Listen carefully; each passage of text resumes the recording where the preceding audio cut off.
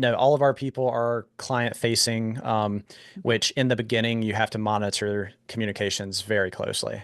So whenever it was just me managing everything, any email they send, like it's a requirement for me to be CC'd on that email just so I can monitor how they're wording things and are they clearly communicating. And because any issue we've ever had with a client, it has come down to communication.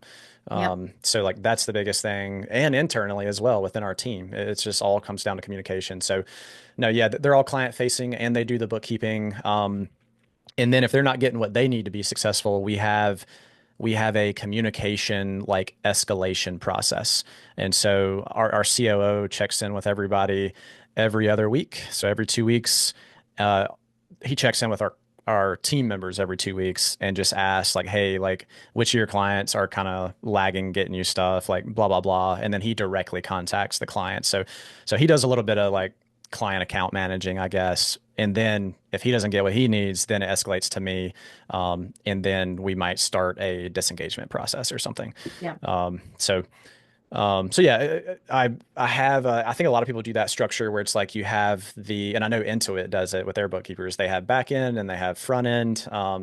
But I think when you are a small business like we are, I think it makes sense to just have people who can have a conversation and just like have them cut out the middleman with communication. Cause like there's a lot of productivity that comes from like if I am doing the bookkeeping and you're my client, I need to talk directly to you because like I know everything very intimately and like there's going to be a loss of communication if there's a middleman.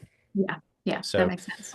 I like that. Some other people though, that they may be successful with that other method, but so yeah, so then interview, last process, and I'm really just looking at, how do they communicate? And then asking some like typical interview questions, but it really comes down to just like can they communicate and how is their style going to come across to our clients?